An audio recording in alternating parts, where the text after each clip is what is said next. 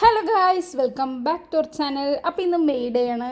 അപ്പോൾ ഇന്നത്തെ ദിവസം നമ്മൾ എന്ത് ചെയ്യുന്നു വെച്ചാൽ വെറുതെ ഇരിക്കേണ്ടതെന്ന് വെച്ചിട്ട് ചെറിയൊരു ഹോസ്പിറ്റലിൽ പോകേണ്ട ആവശ്യമുണ്ടായിരുന്നു. അപ്പോൾ ഇന്നത്തെ ദിവസം അത് ചെയ്യാമെന്ന് വിചാരിച്ചു.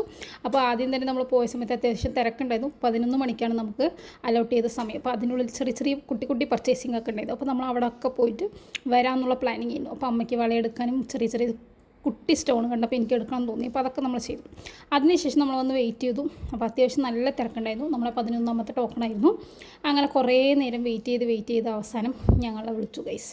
അപ്പോൾ ഞങ്ങൾ അവിടെ ഡോക്ടറുടെ റൂമിൻ്റെ തൊട്ടടുത്ത് പോയിരുന്നു. അതിനുശേഷം ഡോക്ടറിനെയൊക്കെ കണ്ടിട്ട് സംസാരിച്ച് ആൾ മരുന്ന് കാര്യങ്ങളൊക്കെ എഴുതി തന്നിട്ടുണ്ടായിരുന്നു. പിന്നെ മരുന്നൊക്കെ വാങ്ങിച്ചിട്ട് ബില്ല് ചെയ്യാനായിട്ട് നിൽക്കുമായിരുന്നു.